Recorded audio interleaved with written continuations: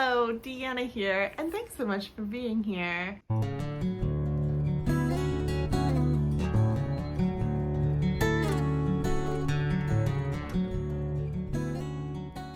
In today's video, I am going to be doing another book review, and the book I'm reviewing is The Queen of Nothing by Holly Black. So I'm going to go ahead and, as per my usual style, I am going to read out my own written summary on this book. In the final book of the series, we find Jude Diart as the High Queen of Elfham, but she has been exiled by the High King himself, Cardan.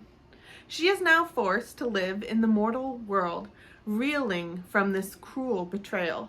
She bides her time, wondering just how she can make her triumphant return when her twin sister Taryn pleads for a favor that could allow Jude to return unknown, but could ultimately cost her life and perhaps her sister's if she was caught. Jude agrees to risk it for the sake of her sister and for one more chance to see Cardan. With a long ago foretold prophecy about a new king, it could be her only chance. With war brewing and curses unleashed, there may not be a land of Elfham to rule at all. So this one may have been my absolute favorite out of the entire series. So from both the Cruel Prince to the Wicked King to the Queen of Nothing, I just absolutely enjoyed this one. It was so captivating, albeit I will say there was a bit of a lack of Cardan. We were kind of missing some of what I would have loved to see more of Cardan, but that was what was going on in this novel. And the times that we did get to see Cardan, he was his usual typical witty, charming self that he is. And I know if you watch some of my older videos where I am reviewing the other books in this series, I had said that I wanted to see a little more of Jude's twin sister, Taryn. I said that I didn't get to really know her in The Cruel Prince, and even in The Wicked King, we did see a bit more of her, but there's still something brewing, and there's definitely a lot more of mention of Taryn and just plot surrounding Taryn in The Queen of Nothing. So we definitely get to see a bit more of the comparison between Jude and her twin sister and how much they parallel each other, but then how much they're also completely different from each other. So I really love that. I love that she built that up. I had a feeling she very much was. I did have a feeling that we were going to see more of her because it was a series, and with her being a twin sister, there's got to be a reason it's a twin. And very much a lot of that played out in The Queen of Nothing, of that twinness. Now, this is my first fiction book that I have ever annotated. So you see here I have some sticky tabs that I had put in different parts, and I even went ahead and I even underlined, which is not something I really did until I started reading the book Anne Frank, The Diary of a Young Girl. Check out my video on that one, because that one I got in a bit about my annotating for that. And if you want to see more on what I actually annotated in The Queen of Nothing, then let me know below, because I'd love to do a video where I just talk about my annotating and the key I use to annotate, what the different colors mean, and maybe even go through the different ones. But this is my first fiction book that I did. It was a big plunge to do it, and I did it in this one because, one, I just got this book, so it was very exciting to read it and go through it, and two, I knew that I loved this story so far. I loved The Cruel Prince, I loved The Wicked King, so I just knew that it would be worth it for the final conclusion for me to go through and really get more connected with the text and just kind of point out some things and get my thoughts and feelings in there. So it was really fun, and it made it go so quick. I don't know if this is a regular thing with annotating, but for me, I had this read in like a day. Like literally 24 hours later, I was done this book. And that's not really usual too much for me with everything I have, responsibilities and stuff like that, but I've whizzed through this. I think it was the story itself.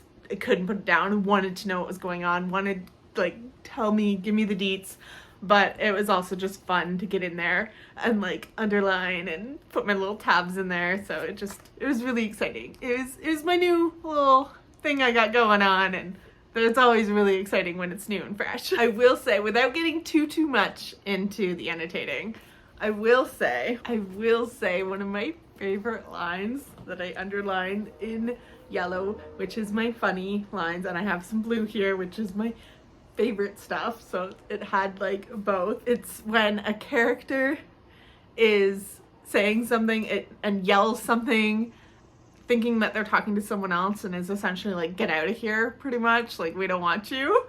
And I love what Cardan's response is. The High King stands in the doorway. His eyebrows rise and a malicious smile pulls at the corners of his mouth. Many think that, but few are bold enough to say it to my face. And it's just so Cardan to me. Like, that's so Cardan's, like, just the humor that surrounds him, the wit, and just the self-deprecating but like hilarious way that he is, while also being very like boasting and like just full of himself too. Like, he's got this like contradiction of like, he's kind of self-loathing, but he's also like, I'm it, like, I'm the king, like, there's nothing better than me. So like, I love that those two are at play, and just like how I love the little lines he has here and there. A lot of the ones where I found it funny, a lot of it had to do with Cardan, or it was something that Cardan said or did. In this book too, we are introduced to yet another new rulers, or like another new part of the Elfham world. And in the last book, we dealt very much with the Queen of the Undersea, and in this book, we're dealing with the Court of Teeth. Yes, sounds absolutely delightful, just as wonderful as that type of court sounds. The Court of Teeth is quite reminiscent of the type of characters they are. So, in that book, instead of going underwater, like there was some playings in the last book, in this book, as evidenced from some of like the coldness you see here, we end up traveling to the north to dealing with like a land of ice and snow and stuff like that. So I love that the cover, at least this version of the color, ties into that very much, and it's really beautiful cover. I do love the cover. I also really loved in this book that we see a bit of a softer side of Jude because of some of the circumstances going on and some of what's happening. We see that she has been humbled a little bit. Like, she got exiled. She got sent away. She lost all this wonderful power that she had. Like, she was literally telling Cardan what to do, to being like cast away and feeling betrayed and feeling like she'd lost everything. So it really knocked her down a few pegs. And then we also see a softer side when she's kind of dealing with some of what's going on in the book and like interacting with some of the different characters.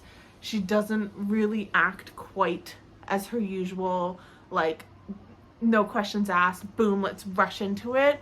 She's a bit more methodical in some ways, and I really liked seeing that different side of Jude and how it paralleled so much to her twin sister. Like, I liked kind of seeing that other side of her. Yeah, and there's definitely some very pivotal moments in here, some very key things that are happening. I mean, it's the ultimate conclusion. Everything's coming to a head in this book. The action is pretty fast-paced, especially near the end. It's kind of what's going on. There was literally, this is a book where I was probably like about here or so, and I was thinking to myself, I only had like a little bit left, and I was thinking to myself, there's not enough pages for all the things that need to happen. Like, how is she gonna wrap all this up? How is Holly Black gonna like have everything so that it's a satisfying ending that I'm gonna enjoy and love? And she did it. She made it a good, and I honestly would love to see more, and I might even go out and grab, there's another book which is How the King of Elfham Learned to Hate Stories. So there's this one, which that sounds intriguing to me. And then there's also another book in this series, which is The Lost Sisters, which is apparently something that happens between book 1 and book 2. So I'm kind of interested in maybe checking that out. I think that's on e-reader or something. So there's a little bit more to this that I'd like to look into, but overall this book did have a very satisfying ending in my opinion. I enjoyed it. I liked it. I liked how everything went. So overall, I give this one 5 stars to round out the whole series. 5-star series to me. Absolutely love it. Enjoyed it. I'm really happy that this is my first fiction book that I annotated, because I had a lot of fun doing it, and it just really kept me engaged with the story, even though that wasn't even really needed because the story is engaging enough, but it just like put it on another level. And like I said, if you're interested in seeing some of those annotations, perhaps I can do a video where I go through and just look at all the different lines that I underline. If not, that's all right. Maybe I'll do it anyways. But that's gonna be it for me. So I really enjoyed The Queen of Nothing. It was a really great read, and I'm really glad that I read it. So that's gonna be it for me. Thank you so much for watching. I hope you have a wonderful rest of your day, night, evening, whatever time it is, wherever you are. Thank you so much for being here. Take care of yourselves, and you will see me next time. Bye!